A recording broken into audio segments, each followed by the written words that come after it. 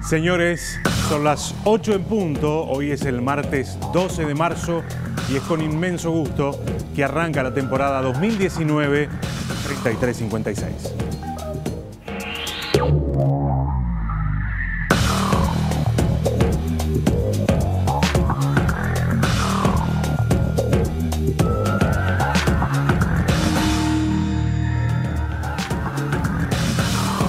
Como les decíamos, un gran gusto. Todos los martes, todos los viernes vamos a estar acompañándolos aquí en la pantalla de Televisión Nacional a las 20 horas. Es un gusto, un nuevo año encontrarnos con ustedes. Y hoy arrancamos con un tema de muchísima actualidad. El viernes pasado, 8 de marzo, nuevamente se realizó la marcha por el Día Internacional de la Mujer, la huelga feminista, y realmente viene generando este tema un debate muy pero muy interesante. Los movimientos feministas han logrado incorporar en la agenda del debate público los temas vinculados a la igualdad de género. No han estado exentos justamente de controversias estos asuntos y por lo tanto vamos a ponerlos arriba de la mesa para compartirlos con todos ustedes. Se pueden comunicar con nosotros, @3356TNU es nuestro Twitter. Allí pueden interactuar en el programa que arranca de esta manera.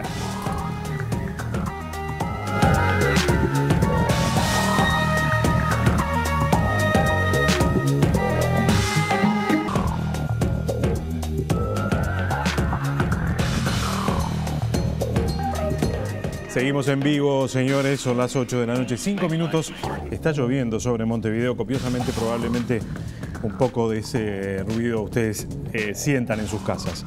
Es un gusto recibir esta noche a Mariana Menéndez del colectivo Minervas. Mariana, gracias por acompañarnos. Andrea Graña del colectivo Desmadre, Maternidades Feministas. Muchas gracias. Gracias por acompañarnos. Marcela Pini de la Unión Trans, gracias por acompañarnos. Y Fernanda Cousilla del colectivo Maestras Feministas. Gracias por la invitación. A ver, lo primero y bien general tiene que ver con lo que pasó el viernes pasado. Creo que vale la pena pararnos un ratito sobre la actividad del viernes, que fue de nuevo una de las actividades que más convoca año tras año cada 8 de marzo, ¿no? A ver, una primera reflexión para después ir ingresando a los temas que de alguna manera planteábamos al comienzo del programa. Y nosotras pensamos que la cuestión de la convocatoria se mantuvo más o menos la misma cantidad de personas que participaron de la movilización de 2017-2018, si empezamos a tomar los paros internacionales, ¿no? Porque claro, las marchas en Uruguay se retoman a partir del 2015, que en menor número, pero fue cuando la Coordinadora de Feminismo se conformó, ahí ese propio espacio convoca. Claro. Eso por un lado. Después creo que otra cosa importante fue que se vio una pluralidad de procesos organizativos desde las mujeres, que empezaron a tomar mayor visibilidad, claro, ¿no? Entonces, ¿esto sí es nuevo o emerge con más claridad públicamente? No, creo que en algunos espacios son nuevos, otros toman más visibilidad, pero estoy pensando, bueno, no todas las que estamos acá, ¿no? Minervas nace en el 2012, ¿no? Pero Unión Trans, las maestras feministas, Desmadres, las mujeres murguistas, mujeres cirqueras, las profesoras, hay claro, un montón de espacios que tuvieron su presencia en la marcha de algún otro modo, porque cada quien puso algo de sí en esa manifestación. Claro. Sí, me parece que lo novedoso tiene que ver un poco con cómo las mujeres salieron a encontrarse en esa marcha, ¿no? Y si bien es verdad que muchas marcharon por la suya, con sus familias, con sus hijas, también participaron vecinas organizadas, también hay nuevos colectivos con mucha más potencia, también hay colectivos que hablan de nuevas discusiones dentro del feminismo, y eso me parece que es como lo más potente, más allá de lo cuantitativo, que fue algo impresionante, la prensa en general concuerda en que fuimos 300.000 personas, quiénes marchamos también y cómo lo hicimos, ¿no? Claro. A quienes, bueno, no me gusta hablar de representación, capaz en este caso, pero quiénes estuvimos ahí, de qué manera. Claro. Marcela. Sí, coincido con lo que dicen las compañeras. Creo que la marcha, en esto que decía Mariana, que en este proceso que se viene dando en lo que tiene que ver con el movimiento feminista y en la organización del 8M, me parece que se ha consolidado, que se espera el 8M, se espera lo que se tiene para decir desde los movimientos sociales ese día, que es un día en el que se concentra, y creo que también ha tomado lugar el movimiento social en el 8M, ¿no? Claro. En esta cosa del Día Internacional de la Mujer, todas estas discusiones, el Día Internacional de la Mujer Trabajadora, solo la mujer trabajadora, qué pasa con las otras mujeres, como una cantidad de interrogantes que se empezaron a poner de manifiesto en esto que decía la compañera también, y que el movimiento social dice, bueno, esto es una movilización que organiza el movimiento social, y bueno, todas las discusiones que se dieron a partir de eso también, desde el PIT-CNT sí, PIT-CNT no, qué pasa con el PIT-CNT, que ha habido todo como creo que desde el movimiento social feminista estamos como sabemos más qué es lo que queremos en el 8M. Vamos a ir incorporando algunas de estas cosas en la noche. Ustedes, de madres, ¿cómo vieron la movilización? Nosotras lo vimos como un sueño cumplido. En realidad nosotras nos veníamos juntando desde hacía 2 años de forma interna para pensarnos, para procesarnos qué queríamos nosotras sobre estas maternidades feministas, qué queríamos decir y qué queríamos también resolver a nuestra interna. Y en realidad el ponernos en la calle, nosotras convocamos a una asamblea desde las 4 de la tarde en la plaza para compartir con otras madres o con otras personas que están cumpliendo el rol de maternaje. Y fue muy exitoso porque ni bien nos hicimos públicas, mucha gente empezó a preguntarnos, muchas compañeras que cuando nos reuníamos, porque está la necesidad de pensar las maternidades desde otro lugar, no desde las lógicas capitalistas y patriarcales que tanto llaman la atención, pero sí desde nuestras formas, desde qué dice el feminismo sobre la maternidad y la crianza. Obviamente es muy interesante esta perspectiva y esta mirada. De alguna manera, no solo el 8M, la marcha del 8 de marzo, pero sí con mucha capacidad de poner las cosas, de hacerlas visibles. Cuando se acerca esta fecha, emergen algunos discursos que de alguna manera resisten la emergencia con tanta fuerza de los movimientos feministas. Y se ponen arriba de la mesa una serie de cuestiones que están ahí, que ustedes lo conocen, que ustedes debaten casi de manera cotidiana. Ustedes lo ven como un proceso natural, es razonable, es esperable que desde algunos sectores más conservadores, de algunos sectores que quizás porque no lo entienden, de algunos sectores claramente que están en la vereda del frente desde el punto de vista ideológico, se reaccione en algunos casos con virulencia, ¿es esperable? Y yo creo que sí, porque se está cuestionando de raíz muchas cosas, ¿no? Nuestras formas de vida, nuestras formas de estar en el mundo y bueno, y los privilegios de algunas personas, ¿no? De algunos grupos en particular. Entonces sí va a haber reacciones. Creo que nosotras, no solo en Uruguay, a nivel internacional, ¿no? Pusimos el tema de la violencia, sobre todo en América Latina, con mucha claridad, la violencia contra las mujeres, la violencia machista. Y hoy por hoy es algo que está muy instalado, es muy difícil públicamente defender una posición de ese tipo. Pero otros temas, cuando empezamos a avanzar a hilar, ya entramos en otro terreno más, ¿no? Donde el debate se instala más. Y después sí, creo que sí hay una fuerza que se despliega, múltiple, que logra poner cuestiones arriba de la mesa, que hace que toda la sociedad esté pensando en esto y debatiéndolo, porque creo que es la lucha que está logrando hacer eso, dar un debate común, público, que tanto nos hace falta y nos hace bien. Y ante eso sí hay este tipo de reacciones, ¿no? Que tienen que ver, yo creo, con que nosotras sí estamos logrando desordenar, ¿no? Esos núcleos reaccionarios de sentidos ligados a la violencia, a los privilegios, a las desigualdades materiales también.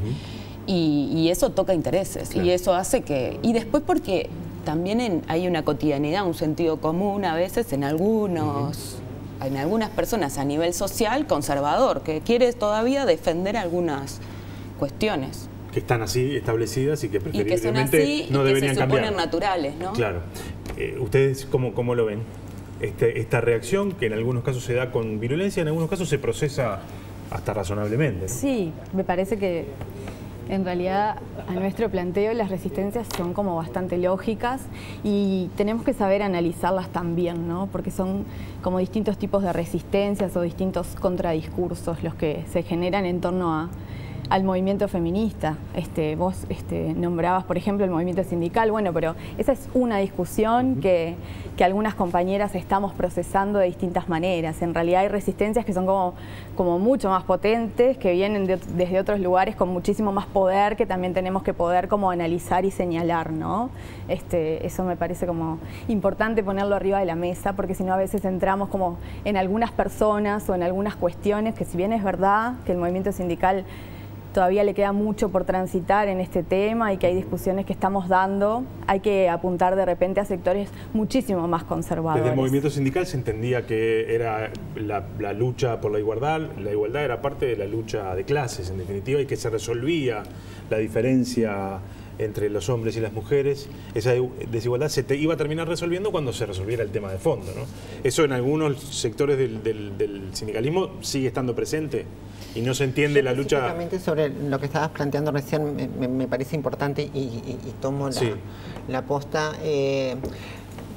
A ver, el movimiento feminista y el movimiento feminista contemporáneo, lo que los movimientos feministas en el Uruguay además están planteando, lo que plantean las compañeras y lo que se plantea también desde una colectiva de mujeres trans. A ver, lo que se intenta hacer es un cambio social, ¿no? El feminismo es una práctica política, es una práctica cotidiana, es un ponerse desde un lugar y vivir en consecuencia desde ese lugar. Entonces, sin duda, adhiero a lo que las compañeras dicen. También creo que el movimiento feminista se construye y se ha construido desde muchas veces también ciertas lógicas de sentido en la sociedad en la que convivimos. Y tomo esto de lo que tú planteas, decir, bueno, algunas cosas que pasaron en la Argentina y que me parece que también se podría puntualizar. Digo, también estamos cambiando la matriz y la raíz de cómo venimos pensando, cómo se ha venido pensando, y me parece que el feminismo, los movimientos feministas estamos en eso, ¿no? Estamos repensándonos, resignificándonos, haciendo alianzas, generando vínculos que tienen que ver con la empatía, con cómo nos ha tocado la vulnerabilidad en estos cuerpos que habitamos. Entonces me parece que está bueno que pase, que es necesario que se visibilice también la disidencia, porque desde la disidencia se construye. Esto es interesante que planteas y quiero, de repente lo retomamos contigo, Andrea. Sí. Tengo la sensación, una determinada intencionalidad política de construir como una polarización, incluso adentro del movimiento feminista, ¿no? Los movimientos feministas racionales y los movimientos feministas radicales, ¿no? Y lo planteo porque ustedes, esto no es nuevo para ustedes seguramente. Eso es parte también de la discusión, parte de la reacción. ¿Cómo lo ven? Nosotros la vemos en parte como un fenómeno nuevo, porque desde este movimiento nuevo que se ha puesto en la calle desde el 2014, en realidad nosotras siempre nos pensamos desde la hermandad, ¿no? Desde las diferencias de cada colectivo, pero siempre tratando de construir en base a los acuerdos comunes y de salir a la calle con algo que nos fuera común, y de verdad fuimos tejiendo lazos entre otras compañeras que por ahí éramos diferentes, pero que son de cariño, de respeto y de comprensión. En este momento hay como una discusión bastante compleja que sí, que podría parecer que se intenta dividir al movimiento feminista, pero eso yo no creo que prospere ni que se profundice, porque en realidad nosotras tenemos un tejido, un entramado ya profundizado desde estos años para acá, que no es tan fácil romper lo que hemos construido, no sé. Y después me quedé pensando en esto de lo que preguntabas recién, de lo que dijo Fernanda y Pi. No dejen pasar nada, digo, para que claro, yo me quedé con esa pregunta. Está bien. Que en realidad hay una necesidad de todas las compañeras, de todas las mujeres, de todos los sindicatos, de pensar el funcionamiento orgánico y las organizaciones sociales desde otro lugar, desde el lugar desde este otro lugar, desde el lugar que construimos las mujeres entre nosotras, donde circulamos con diferentes dinámicas de respeto, de empatía, en realidad de contenernos, que no es lo que sucede muchas veces en la lógica sindical comúnmente, ¿no? Es como hay otra impronta que es bien masculina, y lo masculino trae aparejado como esta cuestión más violenta muchas veces. Y en realidad lo que pasaba hasta hace unos años, que nosotras nos mirábamos, era que para ser parte del movimiento sindical, siendo mujeres, había que ser un poquito valentonada, ¿no? Como esta cosa de quien se parecía más al varón y quien argumentaba más fuerte era quien tenía un lugar dentro de los colectivos sindicales, y eso hoy en día nosotros... O sea, mujeres reproduciendo la lógica de los varones. Sí. Como manera de ingresar, digamos. Sí, sí. Pero nosotras nos dimos cuenta que eso no lo queremos, que no lo queremos para las organizaciones sociales y que no lo queremos para nuestras vidas. Entonces tratamos de poner otra voz, y creo que este año se logró hacer con más fuerza, ¿no? Porque se va como esa organización de las compañeras dentro de los sindicatos, a la interna de los sindicatos, de las comisiones de mujeres. Este año se presentó con mucha más fuerza que años anteriores.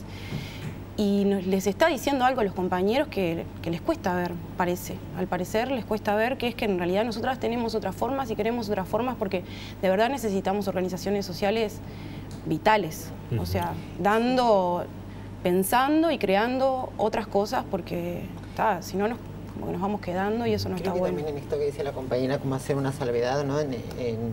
En que pareciera que la mujer solo puede ocupar determinados lugares o determinados roles que tienen que ver con esta cosa de la sumisión, de lo pasivo, del no poder decir, del no poder imponer en el buen sentido, es decir, argumentando, teniendo un discurso empático, sensible, lógico, pero también con cierto grado de rigurosidad.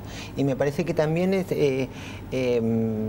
esto está bueno decirlo para decir, bueno, esos espacios que históricamente el patriarcado ha construido y ha habilitado solo a determinados cuerpos, bueno, no, las mujeres también podemos ocupar esos espacios, podemos ocupar esos lugares, podemos habilitar esos discursos con la impronta de las feminidades, pero también son espacios que las mujeres tienen necesariamente que ocupar, tenemos necesariamente que ocupar, porque el movimiento sindical es un movimiento muy importante. Sí, claro. Para la construcción de la vida cotidiana de las personas. Entonces eso es fundamental. Quería decir algo, no sé si en este momento o después, acerca del transfeminismo y el ingreso del transfeminismo en el movimiento social femenino. No, sí, ya que estás, y después seguimos con otros temas, tengo un montón, pero me interesa porque además no era necesario justificar la presencia de Marcela, pero de alguna manera esto que vas a decir le da contexto. Sí, claro. A ver, yo vengo en representación de una colectiva de mujeres trans, que también tenemos un varón trans, pero en esta cosa es una colectiva básicamente de mujeres, es una colectiva feminista, y en este posicionamiento frente al 8M nos posicionamos las mujeres y la voz la tenemos las mujeres, acompañamos los procesos de las transmasculinidades que nuestro compañero pueda generar hacia adentro y hacia afuera. Específicamente, yo creo que el movimiento feminista, como el movimiento transfeminista, tiene que haber unas lógicas de sentido de empatía, de comunión y de diálogo constante, porque creo que el transfeminismo tiene en su ideario, en su práctica, muchas de las cosas de lo que históricamente el movimiento feminista, vamos a llamarlo más tradicional, si queremos ponerlo para que se pueda entender, son las mismas luchas. Venimos a decir, bueno, el ser madre no es un destino. Hay muchos que se tocan nuestros discursos y básicamente entender que lo femenino tiene que ver cómo habitamos las identidades y no con estas lógicas biologicistas esencialistas que nos tenemos que correr, y que creo que el movimiento feminista en su conjunto vamos por ese lado, ¿no? Más allá de algunas excepciones, y creo que esto es lo que le aporta el transfeminismo. Esto que decís es muy interesante y me hace acordar a una campaña que estuvo circulando ahí antes del 8 de marzo, que a mí particularmente me resultó muy compleja de digerir, esto que decía: las mujeres nuestro primer hogar, ¿no? Como, no sé si la vieron, pero si no la vieron, después se las muestro. Pero esa cosa de la mujer como una especie de recipiente, capaz de, bueno, no sé, o como una, donde se ponen a los niños cuando nacen, después una incubadora, una cosa por el estilo. Me pareció raro, por eso me parece que esa perspectiva que vos incluías es muy interesante. Sí, dale. Y asociada al mundo de lo privado también, ¿no? Recién cuando Andrea hablaba de las maternidades y las distintas formas de maternar, hay un discurso que desde el siglo XIX se repite con respecto a las maestras, de que somos las madres educadoras, ¿no? Y cómo hubo ese corrimiento del ámbito privado al ámbito público, convirtiéndonos en una suerte de profesión, pero a su vez muy reglamentada, porque es una alianza que el Estado tiene fundando la modernidad, ¿no? La alianza esa entre el Estado y la educación que tanto nos marca a las maestras a fuego. Así que me parece que, nada, como para ponerlo arriba de la mesa un poco también, ¿no? Esa cuestión de la mujer siempre asociada a la vida privada, el espacio público reservado al hombre, esa cuestión de poder opinar, de poder ser, de poder decir, que la heredamos nosotras también, las maestras, ¿no? Claro. Está como bastante claro en la historia de la escuela moderna, me parecía. No, pensaba en lo que venían diciendo las compañeras. Creo que esta irrupción, hay una activista y pensadora mexicana que se llama Raquel Gutiérrez, que alguna de nosotras le vemos mucho y nos hemos formado con ella, que plantea los feminismos renovados, ¿no? Para pensar los últimos 5 años. Y estos feminismos renovados nacen en el sur y nacen en América Latina y nacen sobre todo al principio la lucha contra la violencia, pero no se quedan ahí, van conectando y van sabiendo alojar las diferencias. Entonces, cuando nosotras discutimos, las compañeras trans son parte del movimiento, no es que les damos la autorización de que estén, es que ya están, porque yo tengo la imagen de las primeras alertas feministas con las compañeras trans al lado mío luchando. Entonces no es que o otro tipo de debates que se están dando adentro del movimiento. Por eso nos gusta esta formulación de feminismos renovados, porque en realidad, y además hay una conexión muy fuerte con las luchas sociales, o sea, ¿no? Porque durante la década de los 80 hubo más un giro a centrarse sobre todo en las políticas públicas, en las transformaciones a través del Estado, y hoy creo que esto desbordó absolutamente eso, y entonces estamos en la calle, estamos poniendo temas bien difíciles en términos, pero bien profundos en términos de lo que nos pasa a cada una con nuestras vidas, y esto de empezar a denunciar la violencia adentro de las casas, de parejas o exparejas, porque la gran mayoría de los feminicidios son a manos de parejas y parejas, en muchos casos policías con sus armas de reglamento, porque está bueno también volver a esas cosas iniciales que dijimos en el 2014 y en el 2015, que fue lo primero que nosotras empezamos a decir. Entonces, lo primero que estamos poniendo en cuestión es el mundo privado. El mundo privado es político. Claro.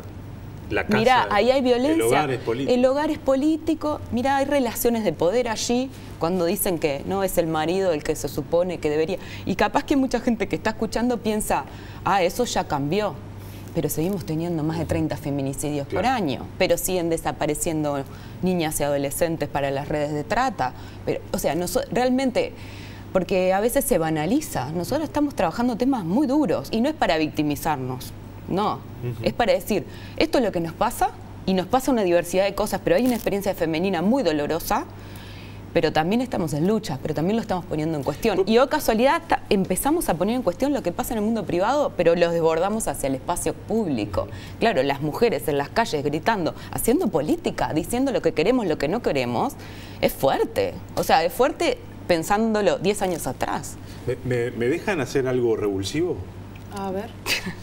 Porque escuchándolas y compartiendo, alguien puede estar del otro lado, y porque además esto está también extendido, diciendo, bueno, pero los que más mueren víctimas de la violencia en este país son varones. En manos de otros varones. Ahí hay cosas que, ciencia verdad, yo bromeo con eso cuando doy clase, ahí estadística pura, o sea, son la mayoría de los homicidios a varones son otros varones. O sea, no es porque estemos diciendo, porque ahora que Andrea dijo esto, ¿no? Hay una forma política en la que nosotras venimos construyendo muy arraigada en la experiencia feminista, pero que no es esencialista, no es que todas las mujeres, ¿no? Tal cosa. Pero sí hay una asociación de una masculinidad dominante que se ha construido en base a la violencia y que el mandato de masculinidad tiene que ver con el ejercicio de la violencia. Le enseñamos a los niños varones a comportarse de un modo, tener una metralleta para jugar, pegarle a otro. Digo, estoy diciendo cosas cotidianas, pero los ejércitos han estado constituidos mayoritariamente por varones. O sea, no estamos agrediendo a los varones concretos, estamos diciendo, ojo, como sociedad hemos construido un mandato que tiene que ver con asociar la masculinidad con la violencia. Y bueno, y la femenidad es con el mundo de lo privado y la suavidad y la... ¿no? Claro. Cuidados. Andrea saltó también cuando yo dije esto, así que te quiero escuchar. Claro, yo pienso lo mismo que dijo Mariana, pero en realidad hay como una cuestión más allá de que los hombres mueren a manos de otros hombres, mueren por otros motivos. O sea, no mueren porque es tu pareja, Claro. porque sos mío, porque me dejaste o porque no te quiero ver más. Exacto. Mueren por otras formas que también son violencia, pero no por las mismas que nos matan a las mujeres. A las mujeres nos matan por ser mujeres. Y los hombres entre hombres se matan por la violencia y por un montón de cosas más que no sabría cómo explayarme claramente en este momento, pero eso sí sucede. A mí me pasó algo el año pasado en relación a esto. Yo también soy educadora y trabajo en un centro de primera infancia. Y trabajo con niños muy pequeños, que ya van performando su carácter o su visión del mundo, depende también de qué pasa en esas familias. Y muchas veces también lo que nosotras les vamos dando es como, no es suficiente, porque lo que mi familia pauta en mi casa es mucho más fuerte. Yo estábamos regando unas plantas con un grupito de niños, y uno de los varones grandes que vino afuera, que van a jugar al fútbol al lugar donde trabajamos, pisó las plantas. Y yo les dije, ¿viste que hay plantas ahí, que las estás pisando, que se rompe? Y uno de los varones, que tenía 2 años, que estaba conmigo, se paró así y le dijo, no te metas con mi maestra, idiota. Y fue como, ¿por qué un niño varón de 2 años siente la necesidad de tener que defender a una mujer grande? Claro. Porque así se pauta en la casa, los varones... Cortamos de esta manera, ponemos el cuerpo y violentamos y resolvemos desde este lugar. Y yo quedé como, ay, esto no me puede estar pasando. Yo acá soy la educadora feminista junto con otras compañeras que también son educadoras feministas, y que te pase esto es como muy fuerte, pero eso es lo que sucede porque el mandato opera desde un montón de lugares. Imagino que como maestra también estas cosas se deben reproducir. Sí, y pensaba también cuánto de la reproducción tiene que ver en los niños varones con el miedo, ¿no? Y me dio un poco un relato de una compañera, yo trabajo en una escuela de Casaballe, y bueno, no voy a explicar acá la situación del barrio, si bien siento que tengo el privilegio de trabajar ahí. El año pasado una compañera hablaba un poco de este mandato de masculinidad asociado un poco a todo lo que estuvo pasando con el tema del narcotráfico, ¿no? Y a qué cosas jugaban los gurises en el patio escolar. Y en realidad veíamos gurises con una sobrecarga de estrés muy grande por toda la violencia que se estaba viviendo, muy asustados, pero a la hora del juego reproduciendo cómo defenderse o qué cosas pasaban en el barrio, así como de una forma muy, muy clara. Entonces también cómo vivir la comunidad nos va marcando, cómo la escuela va marcando, porque en realidad es importante también que como maestras en las instituciones educativas en las que estamos tengamos una postura política y pedagógica sobre este tema, ¿no? Y sobre cómo trabajarlo, y nos queda muchísimo por hacer todavía, mucho por escribir, mucho por pensar juntas, mucho por seguir planteando la importancia de pensar en colectivo, entre mujeres maestras, cómo abordar estos temas, porque me parece que realmente el tema género es transversal y en la educación tendríamos que poder tomarlo muchísimo más para deconstruir algunas de estas cosas que pasan, ¿no? Con los gurises y con las familias. Vamos a hacer una pequeña pausa y después seguimos. Hay muchísimos más asuntos para conversar. Hacemos una pausa y seguimos en 3356.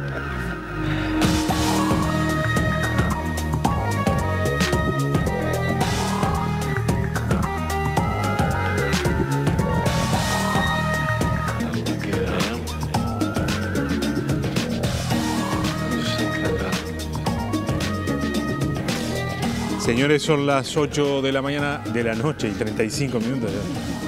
8 de la noche y 35 minutos. Seguíamos conversando en el corte. Quiero introducir un asunto que también, producto de la fecha, se introdujo con mucha fuerza a partir de que distintos actores políticos fundamentalmente, ingresaron directamente al asunto. Y hoy hay un debate, hay algunos actores políticos que plantean directamente que ser feminista es ser de izquierda. Y es un pensamiento de transformación social, ¿no?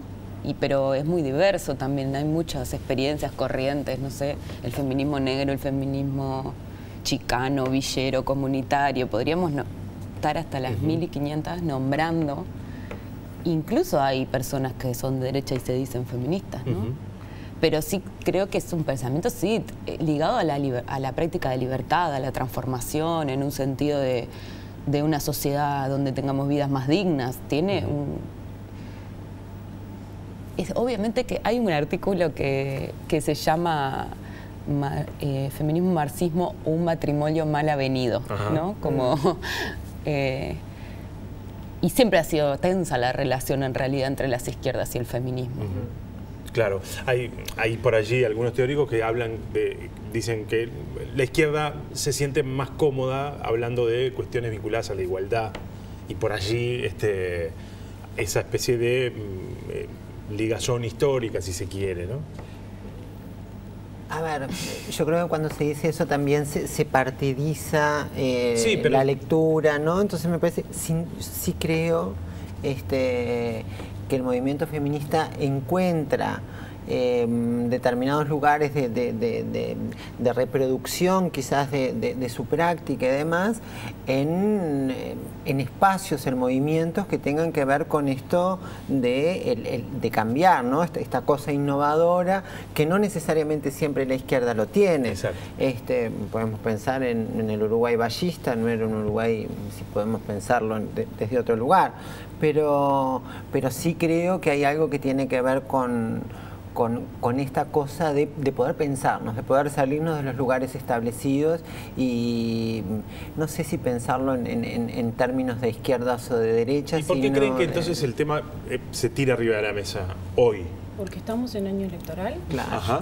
Porque en realidad yo me quedé pensando cuando vos lo dijiste, tiene como un tono despectivo, ¿no? Esto de asociar el feminismo a la izquierda, ¿y por qué tendría que ser algo despectivo?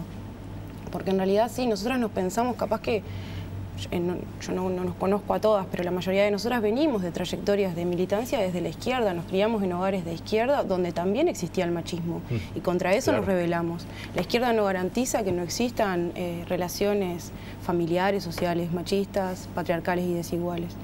Y nosotras venimos como a más allá de eso, a pensar que nosotras queremos transformarlo todo, y en realidad como esta cuestión de la igualdad nos queda como un poco corta. Nosotras queremos un mundo verdaderamente libre para todas y para todos.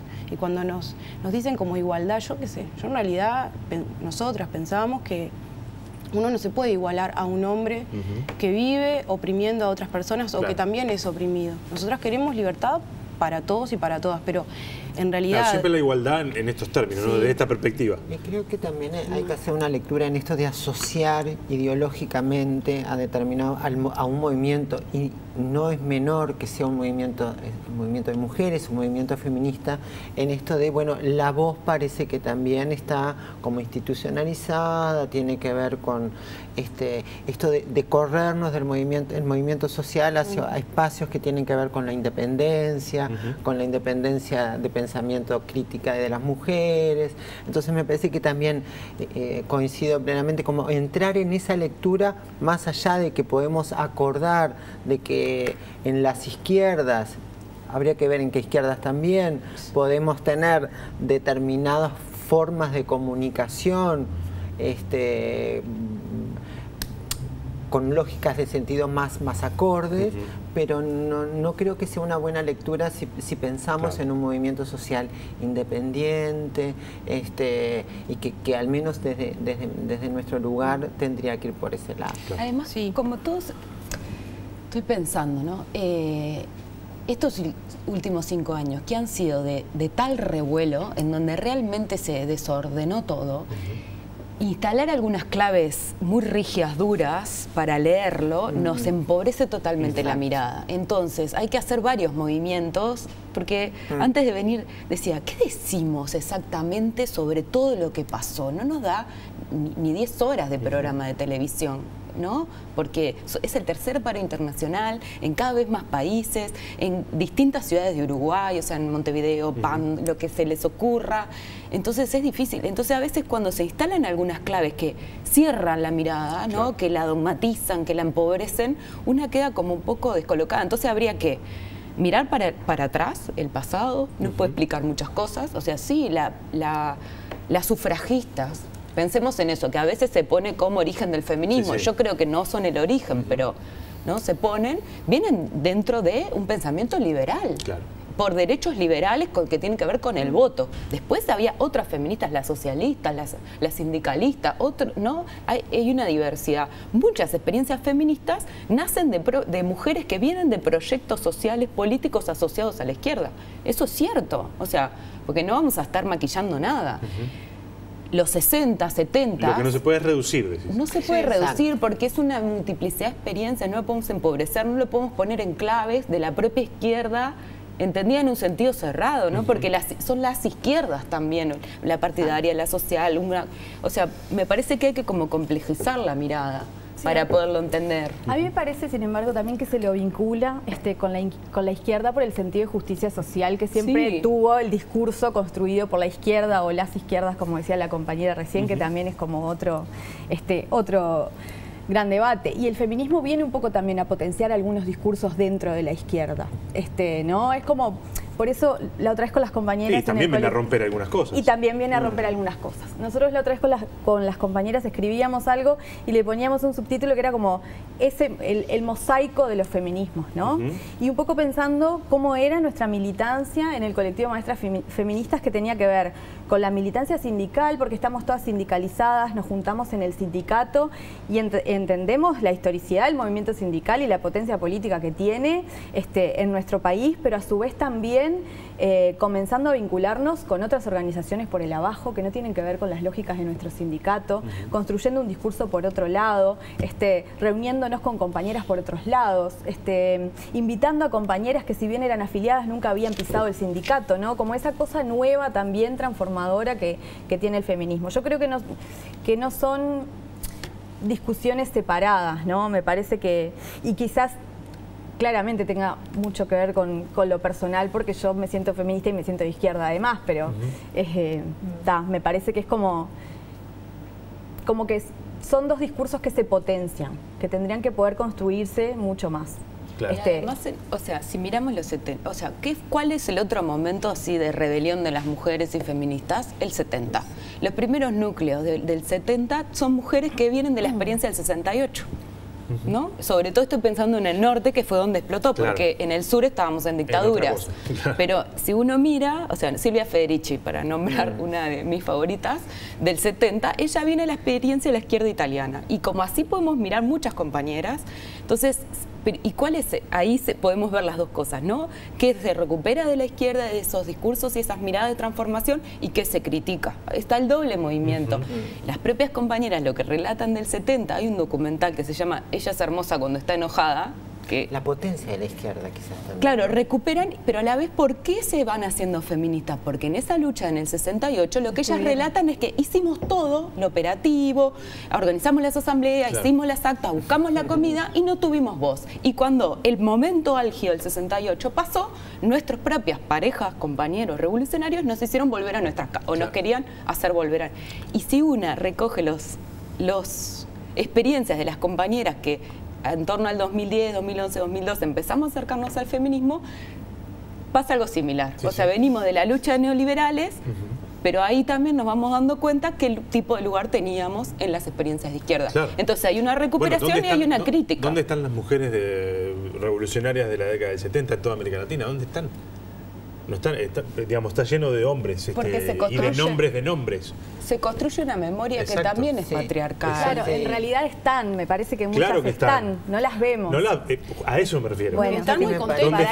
Para eso estamos nosotras también. Una cosa que me parece importante también en esto que planteabas, de la relación de la izquierda con el movimiento feminista, si la hay, me parece que también hay un punto que no se debe dejar de lado, que es la famosa agenda de derechos, ¿no? Esta cosa que la izquierda ha tomado y que yo a veces tengo discusiones con esa postura de que para mí la agenda de derechos no es la agenda ni del Frente Amplio ni de la izquierda en particular.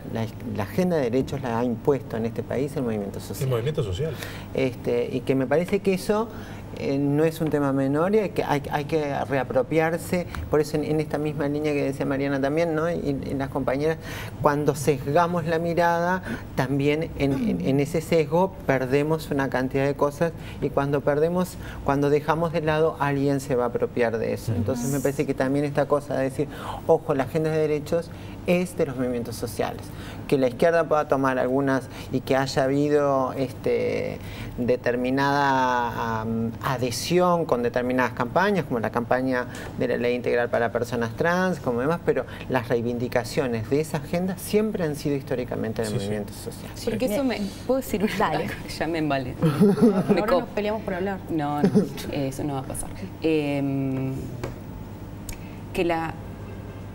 Yo siempre, a veces doy talleres de formación en sindicatos por mi trabajo. Y dicen, las 8 horas nos las dio Valle.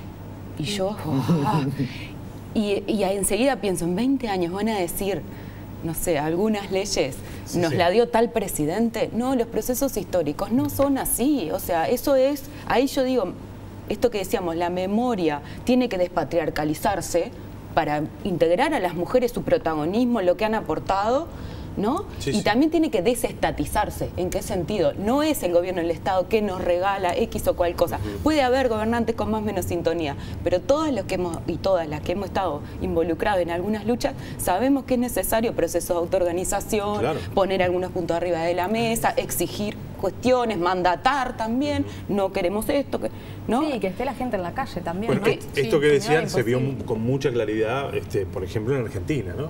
El movimiento por el aborto. Por el aborto, creo que hay, digamos que tarde o temprano eso se va a salir y se va a aprobar, pero porque la fuerza arrasadora que tuvo el movimiento social que lo impulsó, pasó por arriba de todas las estructuras político-partidarias, ¿no? Sí, tal cual. O sea, ¿qué tiene que ver con esto que decía? Y mirá qué interesante, porque a mí me parece interesante mirar cómo los feminismos abren otros modos de pensar la transformación social. O sea, eso es así. Y no se ve, construye otras lógicas y otros sentidos. En una lucha más clásica, mixta, vamos a ponerle, no haber ganado la ley en Argentina hubiera sido una derrota terrible y todo el mundo para su casa, como nos ha pasado en Uruguay muchas veces cuando hemos perdido plebiscitos, otro tipo de iniciativas. Pero las compañeras habían logrado descriminalizar el aborto en la sociedad. O sea, no estaban solo mirando al Estado, le estaban exigiendo al Estado, porque era preciso que eso se legalice, porque hay unas situaciones espantosas, ya vimos niñas, ¿no?, obligadas a parir, una cosa muy tétrica, pero a la vez lo que se ganó en términos de disputar sentidos en la sociedad. Y cuando digo sentidos no estoy refiriendo a lo cultural, que no, también materialidad. Muchas mujeres ayudando a otras cuando necesitan abortar, un montón de procesos súper interesantes. Creo que una de las cosas que abren estos feminismos renovados es esto, la disputa y la construcción de transformación no es únicamente en el Estado, es también en la sociedad y por algo nosotros logramos poner la idea de feminicidio en vez de nombrar como crimen pasional.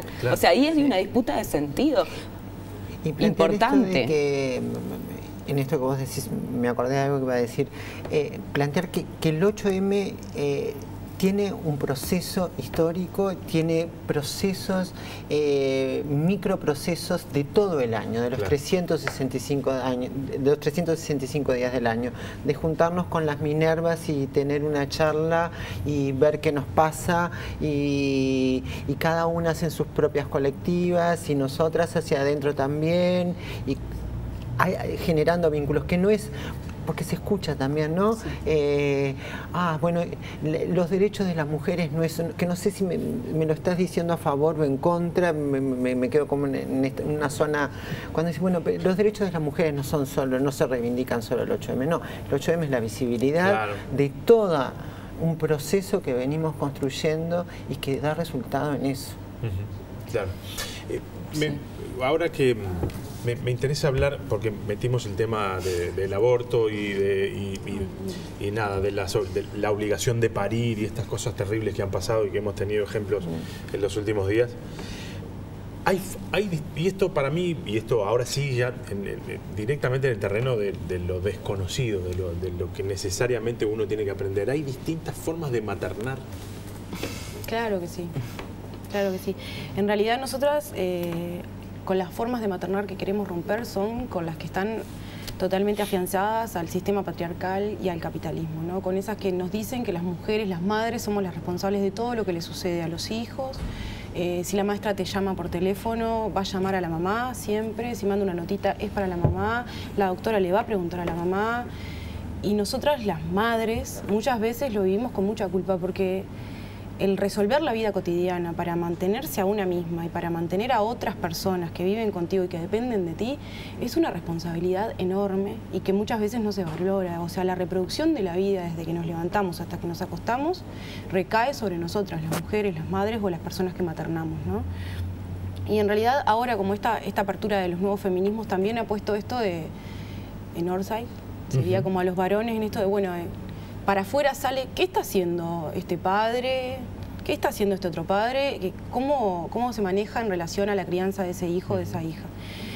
Y sí, pensamos que hay nuevas formas pensándolo desde ese lugar, de que en realidad los padres no colaboran con las madres. Los padres asumen responsabilidades que les son de ellos, al momento que también tienen un hijo con otra persona. No es te ayudo. ¿Cómo te ayudo? O sea, y a veces eso se da en mecanismos muy violentos, porque hay una sociedad que ampara a los padres que no están en las casas y castiga a las madres que se quedan. O sea, yo lo veo donde trabajo en esta cuestión de que hay mujeres solas criando a 6 niños y los padres nunca sabemos quiénes son, cómo se llaman, se fueron hondamente y tuvieron otros hijos por otros lugares, y las que quedaron a cargo de todos esos niños son madres, son mujeres. Y cuando hay un problema con alguno de esos niños, la responsabilidad es estricta y únicamente de la madre. De la madre, que puede estar desbordada porque es muy difícil criar personas, y mucho más en contextos críticos. No sé, nosotras sí pensamos que hay unas nuevas formas de maternar que tienen que ver con el compartir las crianzas, con que sea realmente igualitario y con que no seamos solamente las madres las responsables de todo lo que le sucede a un niño, sino que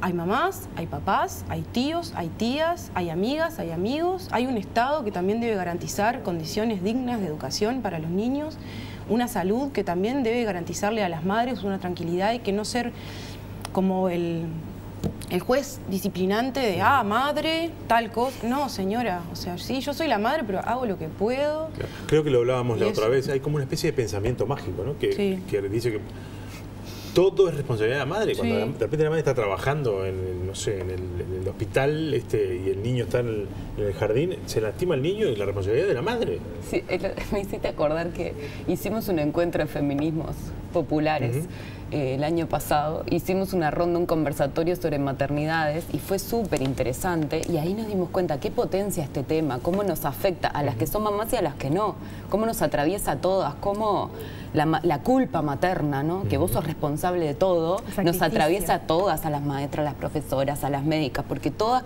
como que tenemos ese mandato, aún no siendo madres. O sea, la culpa nos encierra a todas. Y ahora me llamaba la atención estos últimos días, leyendo la prensa hegemónica, digamos, cómo les molesta que nosotras hablemos de maternidades feministas, qué enojados que se ponen. O sea, ¿qué pasa ahí? O sea, en realidad, porque nosotras estamos yendo a fondo. ¿Cómo criamos a las nuevas generaciones? Entonces ahí hay un tema, ¿no? Y cómo no las queremos criar en los mandatos violentos, y no las queremos criar encerradas en nuestras casas y muchas veces solas, sosteniendo todo, porque eso no nos hace bien a nosotras ni a la crianza de los niños y las niñas, ¿no? Sí, sí. Y no estamos diciendo, porque no sé, como que maternidades feministas, si se hacen un cuco que no sé qué creen, y en realidad nosotras estamos pensando en términos de algo más colectivo, algo que no nos implique esos niveles de quedarte encerrada en tu casa teniendo que hacerte cargo de todo. Me parece importante en esto que planteás lo que aporta el transfeminismo a la mirada de la maternidad, ¿no? En donde podemos pensar en que la maternidad no es una propiedad una propiedad y lo que significa hacer sentir a una sujeta ese grado de propiedad, ¿no? Digo, ante la pérdida de esa propiedad, lo que genera, podemos tener masculinidades que puedan gestar, por ejemplo.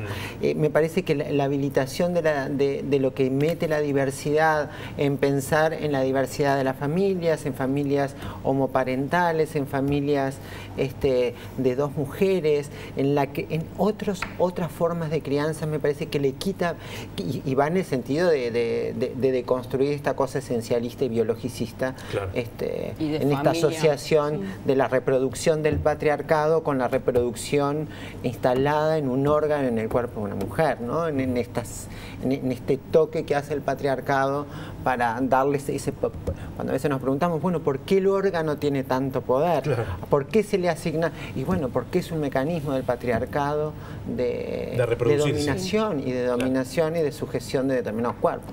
Y pensar esto de la diversidad y del transfeminismo y de las transmasculinidades, también cómo habilitan y cómo quitan peso también a determinados pesos históricos que tienen determinados cuerpos, básicamente los cuerpos de las mujeres cis, ¿no? Solo quiero hacer como capaz tomar la oportunidad para aclarar algo, porque hubo un recorte malintencionado de que en realidad nosotras nos pronunciábamos en contra de la maternidad y nada más alejado de eso. O sea, nosotras somos madres y queremos vivir la maternidad desde otro lugar. A mí me encantaría tener muchísimos hijos, pero es insostenible en este momento y en este modelo tener muchísimos hijos porque tenemos que trabajar, dejarlos en escuelas, contraponer el horario, armar un puzzle que es maravilloso para darle una vida digna a un hijo.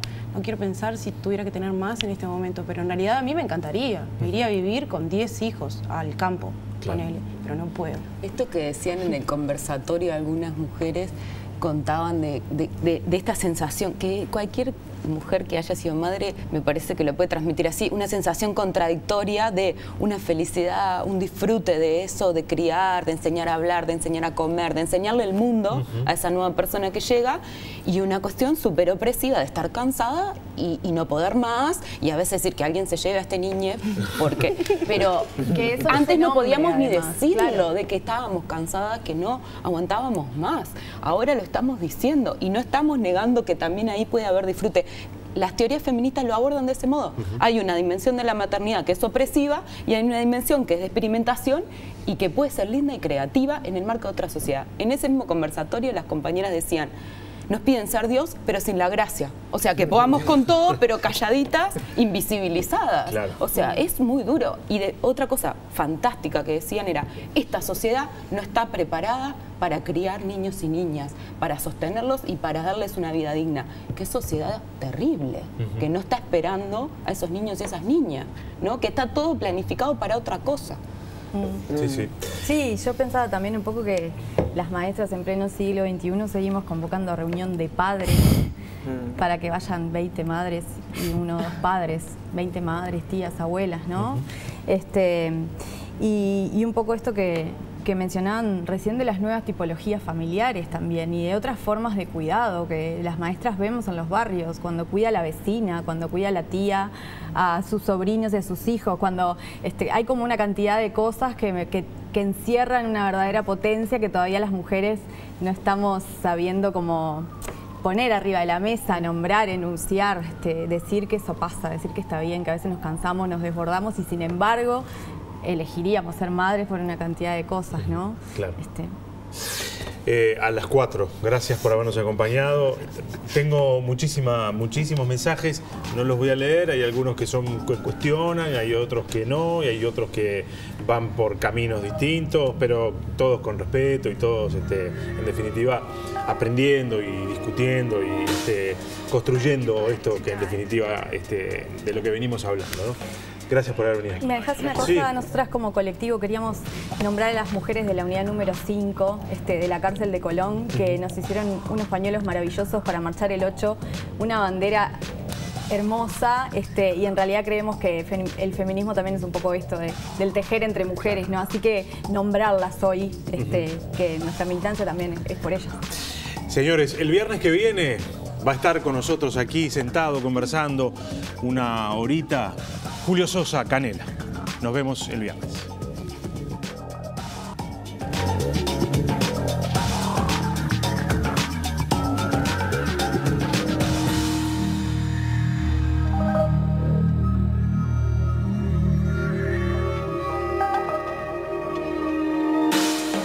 Why do people have to die?